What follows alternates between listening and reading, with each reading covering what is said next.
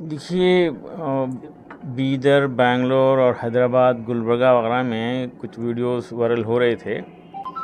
और बेंगलोर के कोई साहब हैं, आलम पाशा साहब, जैसा कि मैं इससे पहले भी प्रेस मीट में बताया कि मैं उनको जानता नहीं, मुलाकात भी नहीं हुई, कभी हम बात भी नहीं करे, लेकिन वो गैर ज़रूरी इल्ज़ामात का सिलसिला गुज़िश्ता 6 महीने से जारी रखे हुए थे। तो हम एक प्रेस मीट के ज़रिए उनको वार्निंग भी दिए हैं और डिफॉर्मेशन केस बुक करने के लिए नोटिस जारी कर चुके हैं। 10 करोड़ रुपए का हर्जाना हमारा डिमांड है। और हमारी इस प्रेस मीट के बाद आलम पाशा साहब फिर दूसरी एक वीडियो जारी किए हैं, जो आप यहाँ पर देख सकते हैं। आलम पाशा के ऊपर जो इल्ज़ाम डाले 13 तारीख जो बेंगलुरु के अंदर अपने अब्दुल खदीर शाहीन ग्रुप के चेयरमैन ने, मुझे चाहिए इनसे एक लाइव डिबेट चाहिए, क्योंकि इनके कोई इल्ज़ाम से मैं सहमत नहीं हूँ। और जो भी मुझे तरीक़ा नहीं है, ये मौलाना अपने पंजाब लुधियाना के जो मौलाना मोहम्मद उस्मान हैं और वली रहमानी है और मुनव्वर जमा है, जो सिर्फ अपने शाहीन के वास्ते ही बने हैं। ऐसा मेरा कोई एम्बेसडर नहीं है। मुझे है तो एक ही ज़रिया है मेरा, वो जो प्लेटफार्म मैं गरीब के पास पहुंचने का, फेसबुक है। यही फेसबुक से आज बोलता हूँ, मेरे को एक लाइव डिबेट दीजिए, आपसे सहमत नहीं हूँ मैं। और मुझे जो दंड डालना है, मुझे जो कष्ट कानून से देना है, मगर पहले एक मेरी जनता से भी मिलेगी और जनता को भी पता होगी और जनता को जानना। आप बिदर में बोलना बहुत ज़रूरी है। बेंगलुरु को आके आलम पाशा की आप बेइज्जती किया नहीं है, बिदर के लोगों की बेइज्जती किया है। मुझे बुलाइए और आप बोलो, मुझे टाइम दे दो, आप मुझे, हम आ जाएंगे, लाइव डिबेट उधर ही करेंगे, वरना हम खुद आके हम आपको टाइम दे देंगे। आपके कानूनी तरकीब, कानूनी कार्रवाई को हम दखल नहीं देंगे।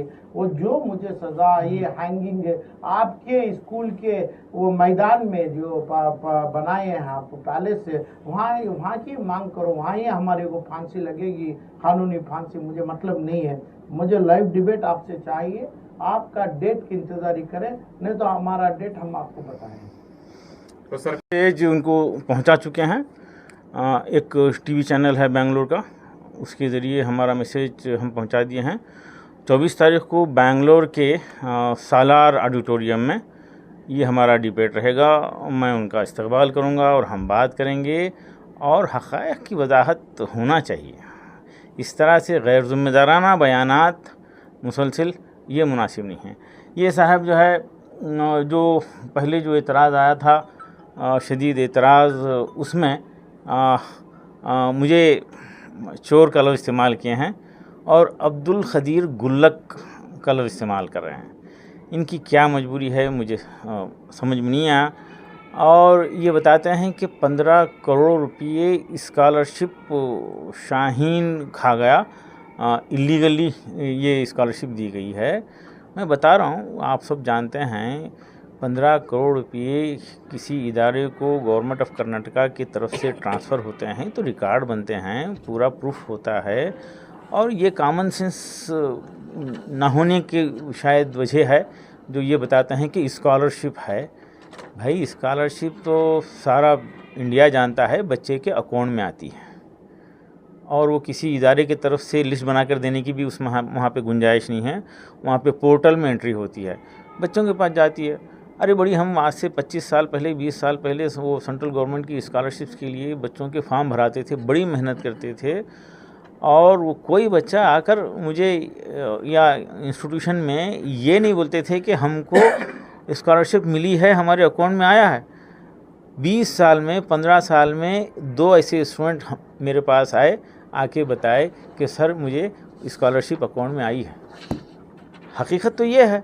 और ये साहब इल्ज़ाम लगाते हैं कि स्कॉलरशिप 15 करोड़ रुपये खा गए, 10 करोड़ रुपये खा गए, वगैरह वगैरह। इनका इल्ज़ाम है कि वो गुल्लक, अब्दुल खदीर गुल्लक। भाई ठीक है, मुझे मंजूर है। गुल्लक का क्या चीज़ है ये बीदर वाले जानते हैं। हम सदक़े के बॉक्सेस रखे हैं बीदर में, 3000 बॉक्सेस रखे हैं, खुलेआम हैं माशाल्लाह। इसको साबिर लोग यकीनन पसंद करेंगे, फितरतन उसको पसंद करेंगे। एक अच्छा अमल है और इंडिया के कई शहरों में हो रहा है ये। सफ़ा बैतुल माल हैदराबाद में तकरीबन 8-10 हज़ार ऐसे डब्बे रखा है, उसमें कोई बुराई नहीं है। इंदौर में एक ऑर्गेनाइजेशन है पाकिज़ा ग्रुप, 20 लाख रुपए ऐसे सदक़े के डब्बों से करते हैं। रत्नागिरी में गुज़िश्ता 20 साल से ये सिलसिला जारी है और 40,000 सदक़े के डब्बे पूरे इलाके में रखे हैं, कई शहरों में मिला के रखे हैं। और वो कलेक्शन जो भी होता है खैर के काम में कर रहे हैं। हम भी ये काम कर रहे हैं भाई, ये काम हम कर रहे हैं तो जिसके घर में हम डब्बा रखे हैं उसको एतराज़ है तो हमसे बात करे, वो हमसे पूछ सकता है कि ये पैसा जो हम डाल रहे हैं कैसा इस्तेमाल कर रहे हैं। इनको बेंगलोर में बैठकर इसकी फ़िक्र करने की क्या ज़रूरत है इस उम्र में, जबकि बातचीत करते वक्त तो लगता है कि ये होश में नहीं रहते, गैर ज़िम्मेदाराना बातें करते हैं। तो खैर ये इनका चैलेंज जो है हमको कबूल है। हम 24 तारीख को मिल रहे हैं और बीदर बेटरमेंट फाउंडेशन की तरफ से ये गुल्लक का काम जो चल रहा है हम पूरे मुल्क भर में बताना चाहते हैं। ये पैसा हम गरीबों के लिए इस्तेमाल कर रहे हैं। इसके ऊपर जो खर्च होता है स्टाफ का वो भी हम कुछ ट्रस्टियान दे रहे हैं, यानी कलेक्टेड अमाउंट 100% गुरबा तक जा रहा है। गुज़िश्ता 3 साल से अमल है और इसको हम और फैलाना चाहते हैं। मैं बीदर की आवाम से ख्वाहिश करूँगा कि इसकी तहक़ीक़ कीजिए और हमको सपोर्ट कीजिए। यकीनन हम सब मिलकर ही एक बड़ी तब्दीली माशरे में ला सकते हैं। हर अच्छाई को सपोर्ट करने की आदत होना चाहिए। यस, इसके अलावा आप पे दीगर आरोप भी ये लगाए हैं कि आप वक्फ प्रॉपर्टी कब्जा कर रहे हैं, वक्फ प्रॉपर्टी के ऊपर कॉलेज चला रहे हैं, ये इस पे आपका क्या कहना है सर? देखिए, एक बीदर में डीसी हुआ करते थे अनुराग तिवारी, उनको कोई बता दिए थे कि ये गवर्नमेंट की लैंड है, बल्कि वो यहाँ पे मौजूद थे, 1.5 साल पूरी कोशिश कर लिए। उसके बाद हमारे चाहने वाले बीदर में कम हैं। अगर वक्फ प्रॉपर्टी होती तो ये 40 करोड़ 50 करोड़ रुपए का इन्वेस्टमेंट मैं करता। क्या वक्फ प्रॉपर्टी होती तो एक्सिस बैंक इसका को लोन देती? क्या ये वक्फ प्रॉपर्टी होती तो बूढ़ा में हमारा अप्रूवल होता? क्या ये वक्त प्रॉपर्टी होती तो पीछे जो है आज शाहीन नगर माशाल्लाह इस इलाके की सबसे पॉश कॉलोनी है, लोग यहाँ आने के लिए जॉब आगे बढ़ रहे हैं, डिमांड है यहाँ पे प्लाट का। ये कॉमन सेंस की बात है। ये अफवाहें फैलाने वाले उनका अपना कारोबार है, उनकी अपनी ज़ाती कुछ मजबूरियाँ होती हैं, अल्लाह बेहतर जानता है कि उनकी किसकी क्या मजबूरी है। और वो आलम पाशा साहब को जाके वरगलाने वाले, मुखबरी करने वाले और फसाद बर्पा करने वाले ये वो जवाब देंगे। सर, अगर आप सही थे तो 6 महीने तक वेट करने की कोई ख़ास वजह? भाई, मुझे बेंगलुरु के कई लोग बोले कि इसकी ये आदी है, इसका कोई असर नहीं होता, ये उलमा से इसको एलर्जी है और ऑफिसर्स के साथ दुश्मनी है और 10-20-25 लोगों पे इस किस्म के जो है इल्ज़ामात लगाता आया है और रोज़ लगाता है, इसका असर नहीं होगा। बल्कि कई लोग मुझे समझाते रहे तो हम भी यही समझे कि शायद पता है ना, राजा जा रहा है तो कोई थोड़ा शोरगुल करके रुक जाता है, राजा गुजर जाता है। मैं ये उम्मीद कर रहा था। सर, आप तो बोले आलम पाशा को नहीं जानते, क्या लगता है सर आपको कहीं ना कहीं शाहीन ग्रुप ऑफ इंस्टीट्यूशन को बदनाम करने की साजिश है? देखिए, शरपसंद लोग हर ज़माने में रहे हैं और सोचे समझे मिल्लत के काज को नुकसान ऐसे लोग पहुंचाते हैं। ये हो सकता है या उनको वरगलाया जा रहा है, हो सकता है कोई लोग ज़ाती खुसूमत रखते होंगे जिसका असर वहाँ तक पहुँच रहा है। बीदर जानता है शाहीन किस तरह से शुरू हुआ और किस तरह से काम कर रहा, बच्चा जानता है, बड़े क़रीब से लोग देखे हैं।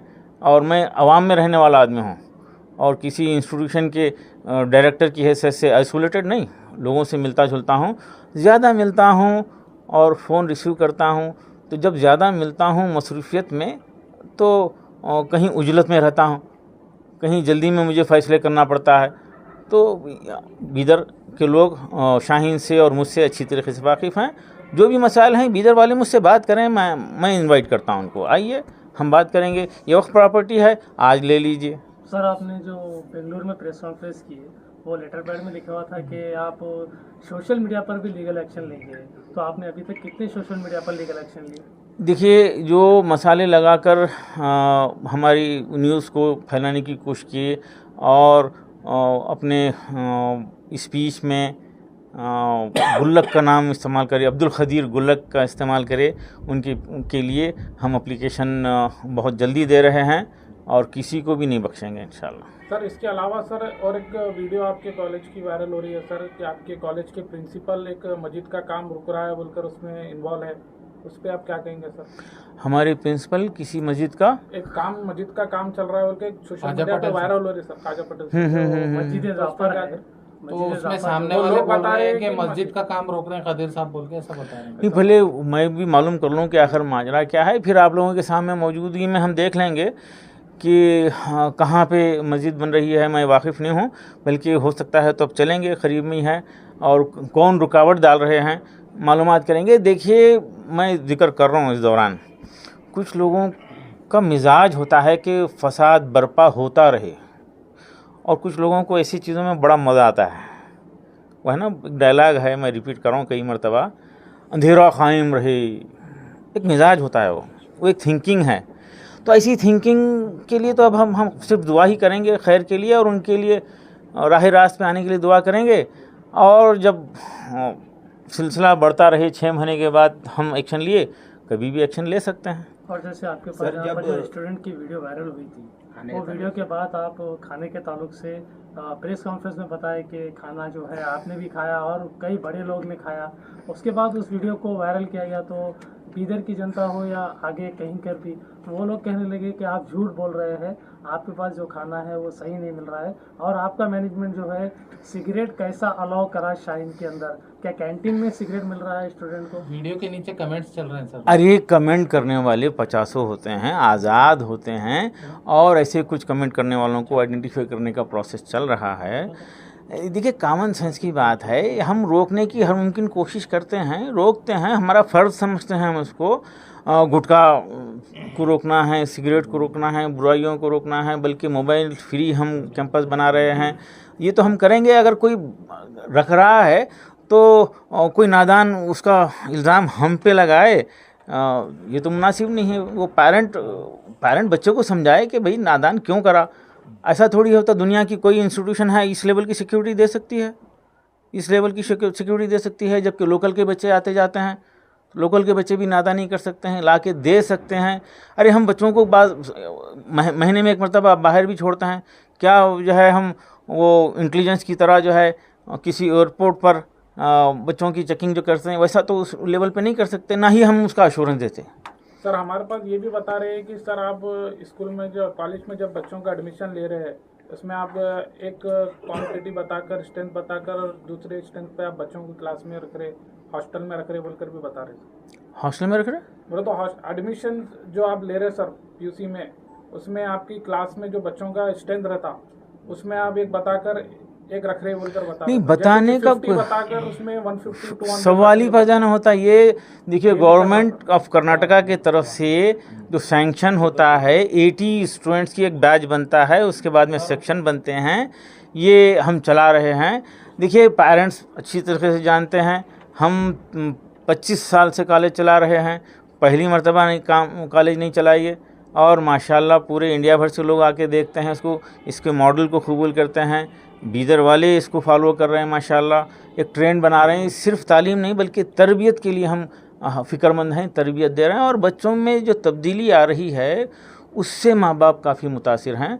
और ये भी मकसद होता है अक्सर पेरेंट्स का कि यहाँ पे बच्चा आएगा, शाहीन में रहेगा तो उसकी तरबियत होगी, वो डिस्ट्रैक्शन से बचेगा, वो जो है नादानी में ख़ास तौर पे 9 to 12 की जो एज होती है उसकी हिफाजत के लिए हम कोशा हैं, और इस कल्चर को फैलाने के लिए इंडिया भर में कोशिश कर रहे हैं। 109 हमारे फ्रेंचाइजीज इंडिया भर में काम कर रहे हैं, और वो सिस्टम के लिए कर रहे हैं, वो सिस्टम को हम आम करने की कोशिश कर रहे हैं। सर, जब आपने स्टार्टिंग में कहा आलम पाशा को कोई भी सीरियस नहीं लेता बेंगलुरु में, फिर ऐसा क्या वजह हो गया आप बिदर से बेंगलुरु जाकर प्रेस कॉन्फ्रेंस करें उनका जवाब देने?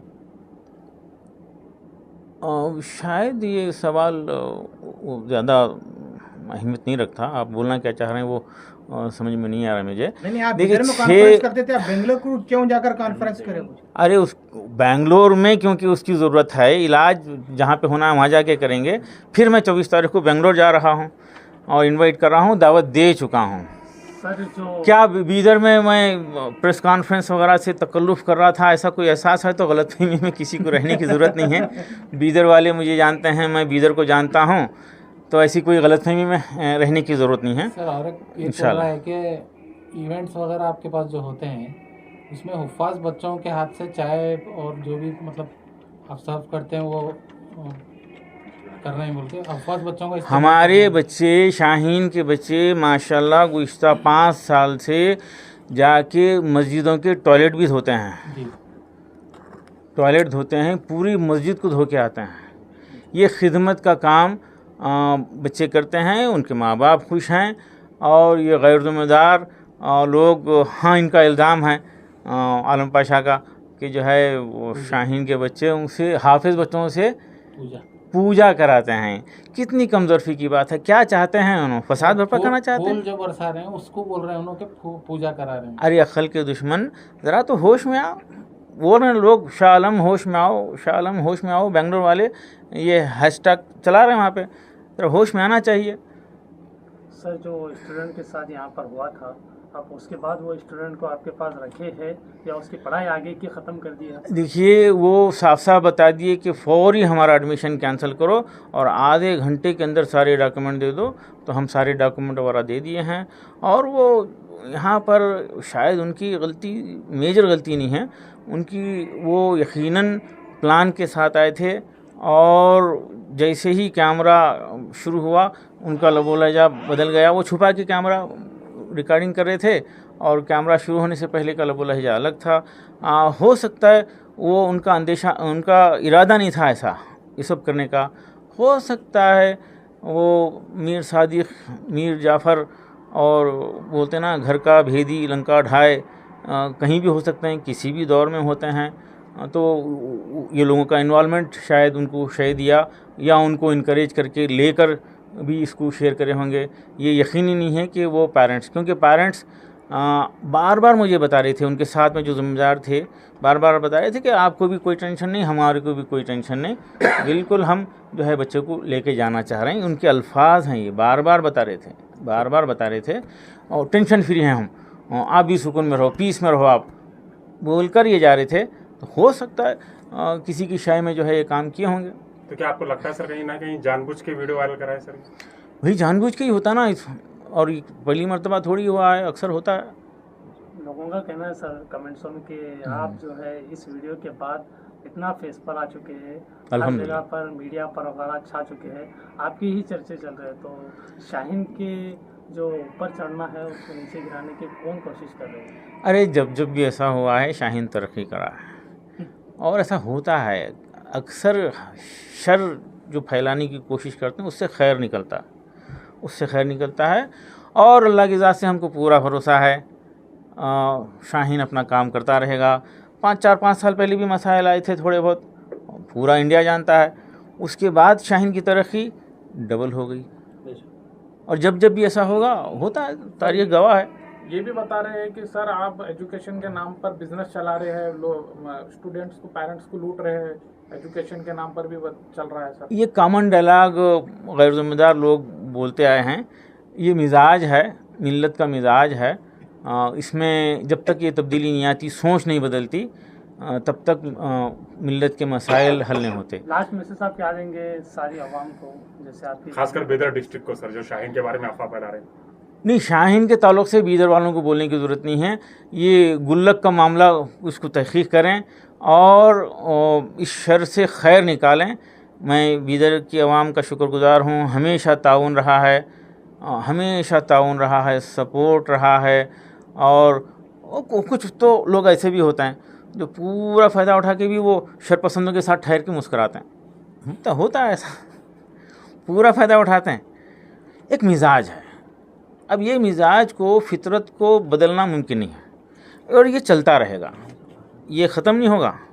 हमारी कोशिशों से ये सिलसिला ख़त्म नहीं होगा, ये चलता रहेगा इसको फेस करना है। इनके हक़ में हम दुआ करेंगे कि अल्लाह इनको जो है ऐसे मुसीबत है ये जो शर पसंद फैलाते हैं, ये इनको अल्लाह की तरफ से अज़ाब है। मैं आलम पाशा के लिए दुआ किया हूँ अल्लाह उनको सुकून दे, ये अज़ाब से निकाले। इस उम्र में क्यों बेचैनी भाई? और भाई अगर मुनव्वर जमां शाहीन आ रहे हैं और वली रहमानी आ रहे हैं, मौलाना उस्मान साहब आ रहे हैं, और यही नहीं, इनके नॉलेज कम हैं, इनके जो मुखबिर हैं या खैरखा हैं या जासूस हैं, इनके चापलूस हैं, इनको भटकाने में, इनको तबाह करने में जो लोग यहाँ से मुलविस हैं, शायद पूरे नाम नहीं बोले, हमारे पास हर 8 दिन को बड़े से बड़े उलमाए कराम आते रहेंगे। इन्हों मजबूर हैं क्या ये चाहेंगे कि ये हमारे पास आने वाले, तालीम को पसंद करने वाले, खैर को, काम को देखकर खुश होने वालों की आना जाना बंद हो जाए? ये तो सिलसिला चलता रहेगा। इनको शिकायत नहीं होना चाहिए, इनको तकलीफ़ नहीं होना चाहिए। तो अब मैं 24 तारीख़ को बेंगलुरु के सालार ऑडिटोरियम में हमारे मोहतरम आलम पाशा साहब का इंतज़ार कर रहा हूँ, और इंशाअल्लाह उसको लाइव टेलीकास्ट करेंगे। आप लोग भी यहाँ बैठकर देखेंगे हम क्या बात कर रहे हैं, बल्कि उसको लाइव टेलीकास्ट में दुनिया भर में हम इसको पेश करेंगे, क्योंकि शाहीन को दुनिया भर में जाना जाता है, और हमारी खैरखा, हमारी वेलविशर फ़िक्रमंद हैं हकीकत क्या है जानने की। ये फितरी बात है, हकीकत को बहुत दिन तक छुपाए रखना या खामोशी अख्तियार करना मुनासिब नहीं है। और एक मोमिन एक बिल से दूसरी मर्तबा डसा नहीं जाता, दूसरी मर्तबा तीसरी मर्तबा डसा नहीं जाता। इसलिए हम 6 महीने के बाद ये इक़दाम लिए हैं। शुक्रिया।